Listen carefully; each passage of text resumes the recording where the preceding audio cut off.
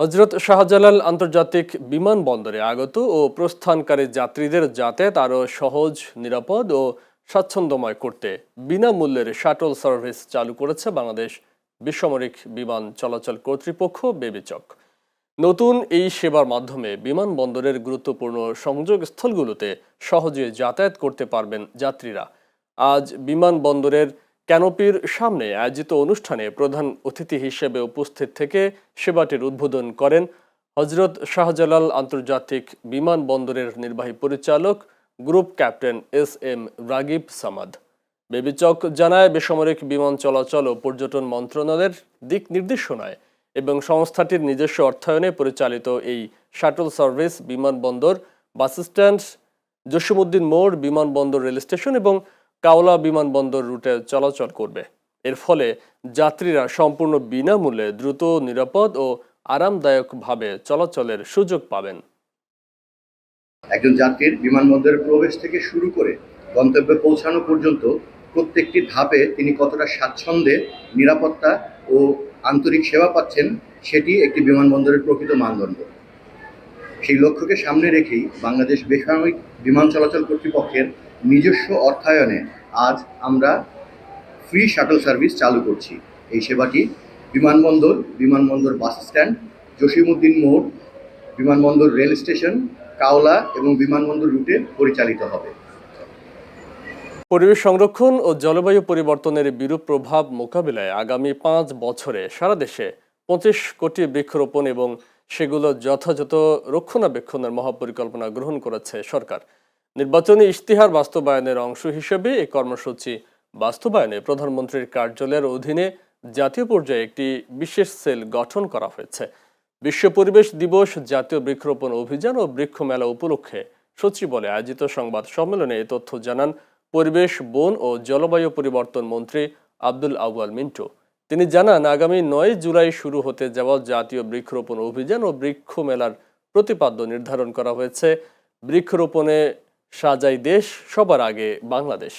এদিন বাংলাদেশ চীন মৈত্রী সম্মেলন কেন্দ্রে আয়োজিত উদ্বোধনী অনুষ্ঠানে প্রধান অতিথি হিসেবে উপস্থিত থেকে কর্মসূচির উদ্বোধন করবেন প্রধানমন্ত্রী তারেক রহমান।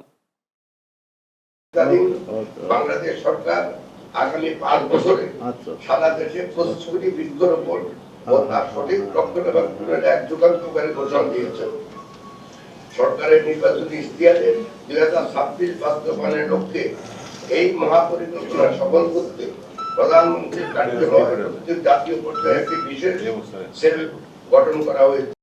কৃত্রিম বুদ্ধিমত্তা, প্রযুক্তি নির্ভর উদ্ভাবন এবং নৈতিক নেতৃত্বে বিশেষ অবদানের স্বীকৃতি হিসেবে IAILC প্রেস্টিজ অ্যাওয়ার্ডের 57 জন ব্যক্তি ও প্রতিষ্ঠানের নাম ঘোষণা করেছে কানাডা ভিত্তিক international AI innovation and leadership consortium. আজ সকালে রাজধানীর পল্টনের ফার্স্ট হোটেল অ্যান্ড রিসোর্টের ব্রিস্টো হলে আয়োজিত মিট দ্য প্রেস অনুষ্ঠানে আনুষ্ঠানিকভাবে বিজয়ীদের নাম প্রকাশ করা হয়। অনুষ্ঠানে IAILCর প্রেসিডেন্ট ও প্রতিষ্ঠাতা অধ্যাপক BC পান্ডে বলেন, মানব কেন্দ্রিক AI নৈতিক নেতৃত্ব, গবেষণা এবং বৈশ্বিক অংশীদারিত্বকে উৎসাহিত করাই এই আন্তর্জাতিক সম্মাননার মূল লক্ষ্য। তিনি বলেন, প্রযুক্তি অবশ্যই মানব কল্যাণে ব্যবহৃত হবে। এই দর্শনকে সামনে রেখেই বিশ্বজুড়ে ব্যক্তি ও প্রতিষ্ঠানের অবদান মূল্যায়ন করা হচ্ছে। শিক্ষা, গবেষণা, কৃত্রিম বুদ্ধিমত্তা, সাইবার নিরাপত্তা, ডিজিটাল গভর্নেন্স, কর্পোরেট নেতৃত্ব, ব্যাংকিং ও আর্থিক খাত, উদ্যোক্তা উন্নয়ন, আন্তর্জাতিক সহযোগিতা, মানবিক সেবা এবং টেকসই উন্নয়ন সহ বিভিন্ন ক্যাটাগরিতে এ বছর মোট 57 জন ব্যক্তি ও প্রতিষ্ঠানকে বিজয়ী হিসেবে নির্বাচিত করা হয়েছে।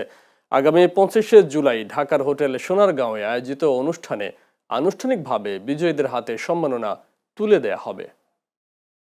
ইরানের সাবেক সর্বোচ্চ ধর্মীয় নেতা আয়াতুল্লাহ আলী খামেনির দাফন প্রক্রিয়া চলছে। তার মরদেহ ইরাকের নাজাফে পৌঁছালে 23 লাখেরও বেশি অনুসারী শোক র্যালিতে অংশ নেন। বুধবার কফিন কারবালায় নেওয়া হয় এবং ইরাকে সরকারি ছুটি ঘোষণা করা হয়। বৃহস্পতিবার ইরানের মাশহাদে ইমাম রেজা রাদিয়াল্লাহু তাআলা আনহু এর মাজার প্রাঙ্গণে শেষ জানাজা শেষে তার দাফন সম্পন্ন হবে। এদিকে হরমুজ প্রণালীতে 3টি বাণিজ্যিক জাহাজে ইরানি হামলার জবাবে মার্কিন সেন্ট্রাল কমান্ড সেন্টকম ইরানে ব্যাপক সামরিক অভিযান চালিয়েছে। যুক্তরাষ্ট্রের হামলায় বিমান প্রতিরক্ষা ব্যবস্থা, কমান্ড নেটওয়ার্ক এবং IRGCর 60টিরও বেশি ছোট নৌকা সহ অন্তত 85টি লক্ষ্যবস্তু বিধ্বস্ত হয়, যার ফলে কেশম ও খার্গে বিকট বিস্ফোরণ ঘটে। মার্কিন হামলাকে আগ্রাসন আখ্যা দিয়ে ইরান হরমুজ প্রণালীতে ওয়াশিংটনের হস্তক্ষেপ প্রতিহত করার এবং এর কঠোর জবাব দেওয়ার তীব্র হুঁশিয়ারি দিয়েছে। জুলাই সনদ ইস্যুতে বিএনপি অন্তহীন প্রতারণা করছে বলে অভিযোগ করেছেন বিরোধী দলীয় নেতা ও জামায়াতের আমির ডাক্তার শফিকুর রহমান। একই সঙ্গে জনগণের অধিকার ও দেশের স্বার্থের প্রশ্নে কোনো অশুভ শক্তিকে খেলতে দেয়া হবে না বলে হুঁশিয়ারি দেন তিনি। আজ রাজধানীর কাকরাইলের আইডিবি ভবনে 11 দলীয় ঐক্যের উদ্যোগে আয়োজিত এক সেমিনারে প্রধান অতিথির বক্তব্যে ডাক্তার শফিকুর রহমান বলেন, জনগণের কল্যাণে সরকারের ইতিবাচক উদ্যোগে সহযোগিতা করা হলেও জনগণের অধিকার ও ন্যায্য দাবির প্রশ্নে কোনো আপোষ করা হবে না। তিনি জুলাই গণঅভ্যুত্থানের চেতনাকে সমুন্নত রাখার আহ্বান জানিয়ে বলেন, যারা সেই আন্দোলনে খালি হাতে সশস্ত্র বাহিনীর সামনে দাঁড়িয়েছিল তারা আজও দেশের স্বার্থে সজাগ রয়েছে। তারা এই সংসদে দাঁড়িয়ে বলেছিলেন জুলাই চার্টার একটা অন্তহীন প্রতারণার দলিল, আর এই সংসদেই দাঁড়িয়ে তারা আবার প্রমাণ করলেন তারাই জাতির সাথে অন্তহীন প্রতারণা করেছেন। আমাদের আলোচনা চলবে, কথাবার্তা হবে, ন্যায্য কাজে সরকারকে সহযোগিতা করব, কিন্তু জনগণের অধিকারের ব্যাপারে এক চুল পরিমাণ ছাড় দেওয়া হবে না। দেশের বিদ্যুৎ বিতরণ ব্যবস্থা আরও আধুনিক ও নির্ভরযোগ্য করতে বড় বিনিয়োগের সিদ্ধান্ত নিয়েছে সরকার। একই সঙ্গে গ্রামীণ সড়ক যোগাযোগ উন্নয়নের একটি গুরুত্বপূর্ণ সেতু প্রকল্পেও অতিরিক্ত ব্যয়ের অনুমোদন দেওয়া হয়েছে। আজ সচিবালয়ে অর্থমন্ত্রী আমির খসরু মাহমুদ চৌধুরীর সভাপতিত্বে অনুষ্ঠিত সরকারি ক্রয় সংক্রান্ত মন্ত্রিসভা কমিটির বৈঠকে Northern electricity supply company NESCO এলাকায় বিদ্যুৎ বিতরণ ব্যবস্থার আধুনিকায়নে 141 কোটি 33 লাখ টাকার ক্রয় প্রস্তাব অনুমোদন দেওয়া হয়। প্রকল্পের আওতায় রংপুর অঞ্চলের 9টি 33/11 কেভি AIS উপকেন্দ্রের নকশা প্রণয়ন, প্রয়োজনীয় সরঞ্জাম সরবরাহ, স্থাপন, পরীক্ষণ এবং চালুকরণের কাজ সম্পন্ন করা হবে।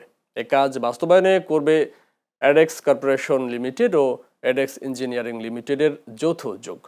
এছাড়া স্থানীয় সরকার প্রকৌশল অধিদপ্তরের বাস্তবায়নাধীন পল্লী সড়কে গুরুত্বপূর্ণ সেতু নির্মাণ প্রকল্পের আওতায় পঞ্চগড়ের বোদা উপজেলার একটি সেতু নির্মাণ প্যাকেজে 6 কোটি 9 লাখ টাকার ভেরিয়েশন প্রস্তাবও অনুমোদন পেয়েছে।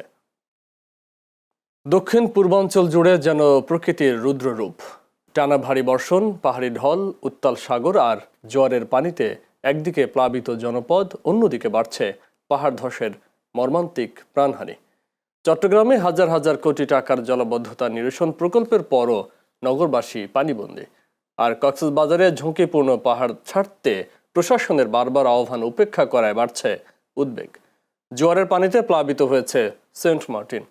দেশের দক্ষিণ পূর্বাঞ্চলের সার্বিক পরিস্থিতি নিয়ে চট্টগ্রাম ব্যুরো প্রধান তাপস দে আকাশ ও কক্সবাজার ব্যুরো প্রধান আয়াস রনির পাঠানো তথ্যচিত্রে ডেস্ক রিপোর্ট। বঙ্গোপসাগরে সৃষ্ট নিম্নচাপ ও সক্রিয় মৌসুমী বায়ুর প্রভাবে দেশের দক্ষিণ পূর্বাঞ্চলে সৃষ্টি হয়েছে ভয়াবহ দুর্যোগ। কয়েকদিনের টানা ভারী বর্ষণ, পাহাড়ি ঢল ও জোয়ারের পানিতে সবচেয়ে বেশি বিপর্যস্ত চট্টগ্রাম ও কক্সবাজার। চট্টগ্রামে জলবদ্ধতার পুরনো সংকট আবারও নগরবাসীর দুর্ভোগ বাড়িয়েছে।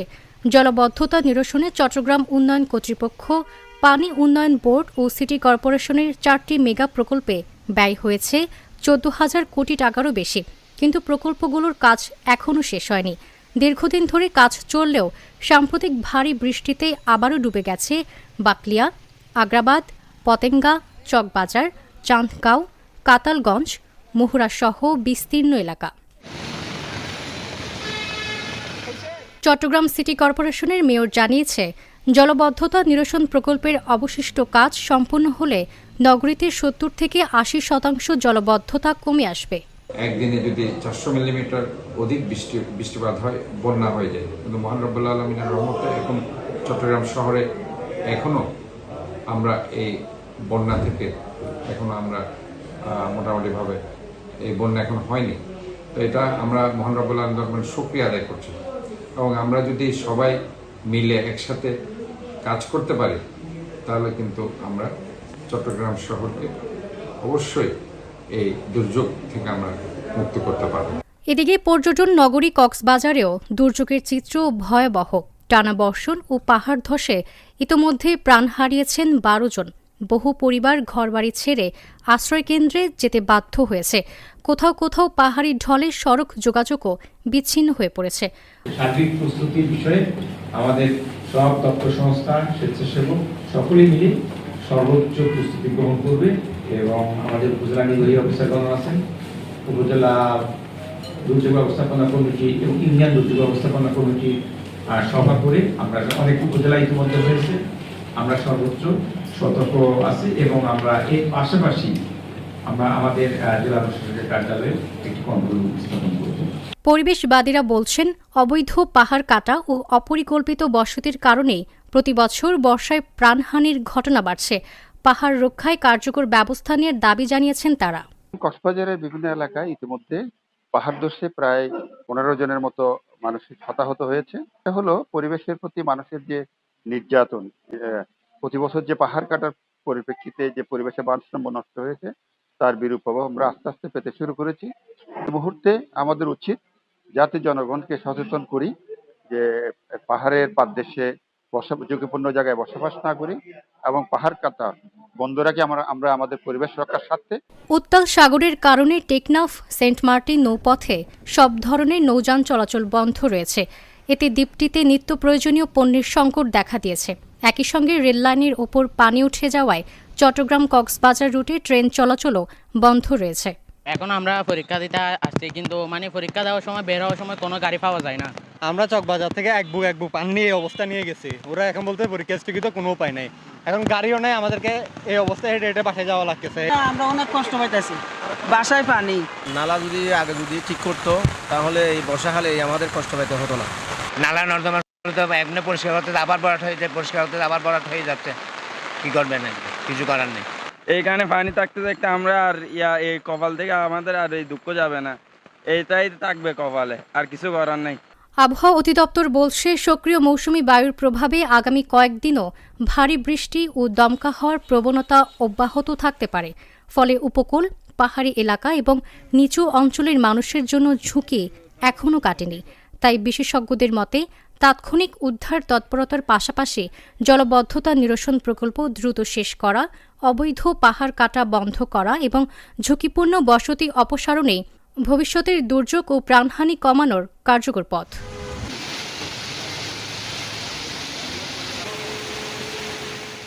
Channel S news desk. একযুগ পূর্তি উপলক্ষে বর্ণাঢ্য আয়োজনে আনন্দ উৎসব করেছে সিলেট অনলাইন প্রেস ক্লাব। বুধবার দুপুরে নগরীর ডক্টর রাগিব আলী মিলনায়তনে অনুষ্ঠিত অনুষ্ঠানে প্রশাসনের ঊর্ধ্বতন কর্মকর্তা, রাজনৈতিক নেতা, সাংবাদিক ও বিভিন্ন শ্রেণী পেশার মানুষ অংশ নেন।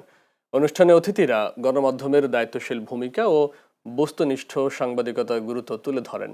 সিলেট অনলাইন প্রেস ক্লাবের সভাপতি মোহাম্মদ গুলজার আহমদ হেলালের সভাপতিত্বে এবং সাধারণ সম্পাদক এম সাইফুর রহমান তালুকদারের সঞ্চালনে অনুষ্ঠানে সম্মানিত অতিথি হিসেবে উপস্থিত ছিলেন সিলেট সিটি কর্পোরেশনের প্রশাসক আব্দুল কাইয়ুম চৌধুরী সহ আরও অনেকে। অনুষ্ঠানে সিলেট সিটি কর্পোরেশনের প্রশাসক আব্দুল কাইয়ুম চৌধুরী বলেন, বর্তমান সরকার সংবাদ মাধ্যমে প্রকাশিত যে কোনো অসঙ্গতির বিষয়ে গুরুত্বের সঙ্গে বিবেচনা করছে এবং প্রয়োজনীয় ব্যবস্থা গ্রহণের সংশ্লিষ্টদের নির্দেশনাও দিচ্ছে। এ সময় তিনি দায়িত্বশীল ও বস্তুনিষ্ঠ সাংবাদিকতার মাধ্যমে সমাজ ও রাষ্ট্রের উন্নয়নে গণমাধ্যমের ভূমিকা আরও শক্তিশালী করার আহ্বান জানান। বাংলাদেশের মধ্যযুগীয় মুসলিম স্থাপত্যের অন্যতম অনন্য নিদর্শন নওগাঁর ঐতিহাসিক কুসুম্বা শাহী মসজিদ। প্রায় 5 শতাব্দী ধরে ইতিহাসের সাক্ষী হয়ে দাঁড়িয়ে থাকা এই স্থাপনাটি দীর্ঘদিন দেশের 5 টাকার কাগজের নোটে স্থান পেলেও নতুন নোটের নকশা থেকে তা বাদ দেওয়া হয়েছে। বিষয়টি সামনে আসার পর স্থানীয় বাসিন্দা, ইতিহাস ঐতিহ্য সচেতন মানুষ এবং দর্শনার্থীদের মধ্যে দেখা দিয়েছে মিশ্র প্রতিক্রিয়া। সংশ্লিষ্টদের মতে কুসুম্বা শাহী মসজিদকে ঘিরে পর্যটনের ব্যাপক সম্ভাবনা রয়েছে। জাতীয় পর্যায়ে এর প্রচার, সংরক্ষণ ও উন্নয়ন কার্যক্রম আরও জোরদার করা হলে বাংলাদেশের ঐতিহাসিক স্থাপত্য আন্তর্জাতিক অঙ্গনেও নতুন করে পরিচিতি লাভ করবে। রাজবাড়ীতে চলমান এইচএসসি পরীক্ষায় অসদুপায় অবলম্বনের অভিযোগে 5 পরীক্ষার্থীকে বহিষ্কার করা হয়েছে। নকল করা এবং পরীক্ষা কেন্দ্রে মোবাইল ফোন বহনের দায়ে তাদের বিরুদ্ধে এই ব্যবস্থা নেওয়া হয়।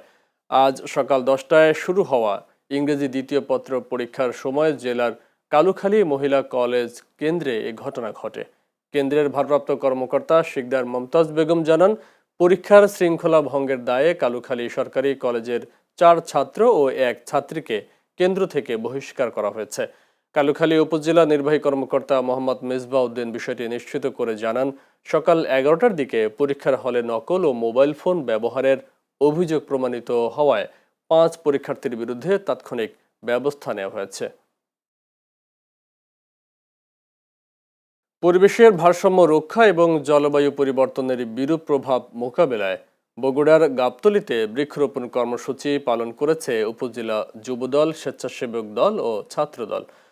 ওয়ান চাইল্ড ওয়ান ট্রি কর্মসূচির আওতায় আয়োজিত এ উদ্যোগে বিভিন্ন শিক্ষা প্রতিষ্ঠান ও সাধারণ মানুষের মাঝে বিতরণ করা হয় ফলজ, বনজ ও ঔষধি গাছের চারা। আজ দুপুরে অনুষ্ঠিত কর্মসূচিতে বিভিন্ন স্থানে প্রতীকী বৃক্ষরোপণও করা হয়। এতে অংশ নেন উপজেলা যুবদলের সিনিয়র যুগ্ম আহ্বায়ক রুহুল হাসান রুহিন সহ স্থানীয় নেতাকর্মীরা। এ সময় বক্তারা বলেন, পরিবেশ রক্ষা ও জলবায়ু পরিবর্তনের চ্যালেঞ্জ মোকাবেলায় ব্যাপক বৃক্ষরোপণের বিকল্প নেই। তারা ভবিষ্যৎ প্রজন্মের জন্য একটি সবুজ ও বাসযোগ্য বাংলাদেশ গড়ে তুলতে সবাইকে অন্তত একটি করে গাছ লাগানোর আহ্বান জানান। কর্মসূচিতে উপজেলা যুবদল, স্বেচ্ছাসেবক দল ও ছাত্র দলের বিপুল সংখ্যক নেতাকর্মী অংশ নেন। নারায়ণগঞ্জের সোনারগাঁওয়ে ভ্রাম্যমাণ আদালতের অভিযানে 25 কেজি নিষিদ্ধ পিরানহা মাছ জব্দ করা হয়েছে। পরে জনসম্মুখে মাছগুলো বিনষ্ট করা হয়। অভিযানের সময় প্রশাসনের উপস্থিতি টের পেয়ে পালিয়ে যান সংশ্লিষ্ট মাছ বিক্রেতা। আজ পৌরসভার টিপুরদি মাছ বাজারে উপজেলার প্রশাসন ও মৎস্য অধিদপ্তরের যৌথ অভিযানে এ ব্যবস্থা নেওয়া হয়। স্থানীয় ব্যবসায়ীরা জানান, দীর্ঘদিন ধরে বাজারটিতে অসাধু কিছু ব্যবসায়ী নিষিদ্ধ পিরানহা মাছ বিক্রি করে আসছিলেন। গোপন সংবাদের ভিত্তিতে পরিচালিত অভিযানে মাছগুলো জব্দ করা হয়। অভিযানে সহযোগিতা করেন সোনারগাঁও থানা পুলিশ। গ্রামীণ সড়ক ব্যবস্থার উন্নয়ন এবং কার্যকর যোগাযোগ নেটওয়ার্ক গড়ে তুলতে নেত্রকোনার দুর্গাপুরে কোর রোড নেটওয়ার্ক সড়ক ও তথ্য যাচাইকরণ বিষয়ক বিশেষ কর্মশালা অনুষ্ঠিত হয়েছে। কর্মশালায় স্থানীয় পর্যায়ের বিভিন্ন অংশীজনের মতামত তুলে ধরা হয়। উপজেলা সোমেশ্বরী হলরুমে স্থানীয় সরকার প্রকৌশল অধিদপ্তর এলজিডি দুর্গাপুর শাখার উদ্যোগে এ কর্মশালার আয়োজন করা হয়। এতে স্থানীয় জনপ্রতিনিধি, বিভিন্ন শ্রেণী পেশার মানুষ এবং সংশ্লিষ্ট স্টেক হোল্ডাররা অংশ নেন।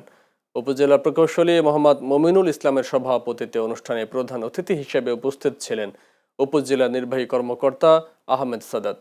কর্মশালায় দুর্গাপুর উপজেলার সঙ্গে পার্শ্ববর্তী উপজেলাগুলোর সড়ক যোগাযোগ আরও কার্যকর ও টেকসই করতে বিভিন্ন পরিকল্পনা এবং সম্ভাব্য সংযোগ সড়ক নিয়ে অংশগ্রহণকারীদের মতামত গ্রহণ করা হয়। আয়োজকরা জানান, মাঠ পর্যায়ের তথ্য যাচাই এবং স্থানীয় জনগণের মতামতের ভিত্তিতেই ভবিষ্যতের গ্রামীণ সড়ক উন্নয়ন পরিকল্পনা আরও বাস্তবসম্মত ও জনবান্ধব করে তোলা হবে।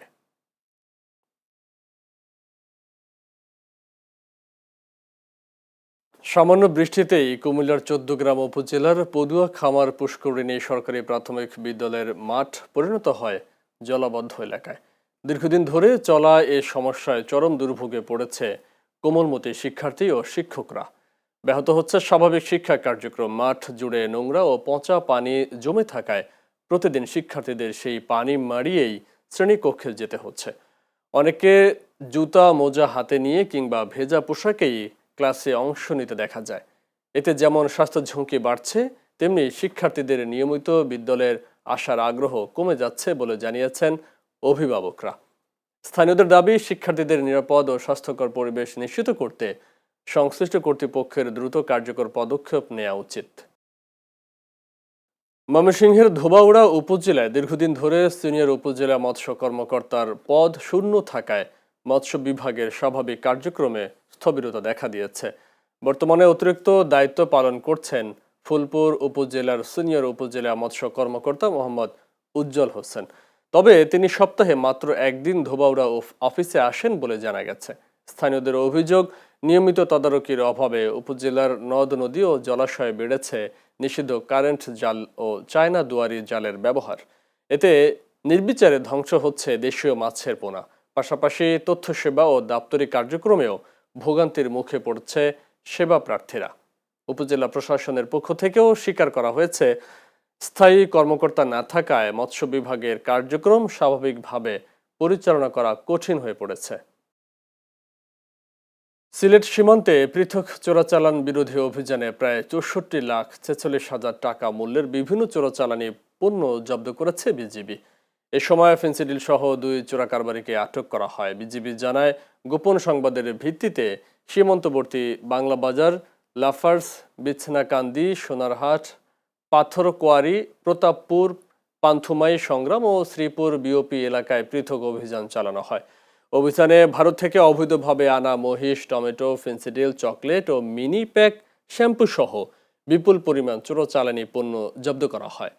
ফেন্সিডিল বহনের অভিযোগে গোয়াইনঘাট উপজেলার বাগাইয়া গ্রামের বাশির আহমেদ ও আবুল হোসেনকে আটক করা হয়েছে। সিরাজগঞ্জের উল্লাপাড়ায় পৃথক অভিযানে মাদক ও ওয়ারেন্টভুক্ত মামলায় মোট 4 আসামিকে গ্রেফতার করেছে পুলিশ। মঙ্গলবার রাতে উপজেলার বিভিন্ন এলাকায় অভিযান চালিয়ে পুলিশ তাদের গ্রেফতার করেন। উল্লাপাড়া মডেল থানার অফিসার ইনচার্জ মোহাম্মদ মনিরুজ্জামান বলেন, আইনশৃঙ্খলা পরিস্থিতি স্বাভাবিক রাখতে নিয়মিত অভিযানের অংশ হিসেবে এই অভিযান পরিচালনা করা হয়েছে। তাদের বিরুদ্ধে আইনি প্রক্রিয়া শেষে আজ আদালতে পাঠানো হয়েছে। অপরাধ দমন ও আসামি গ্রেফতারে এই ধরনের অভিযান অব্যাহত থাকবে বলেও জানান তিনি।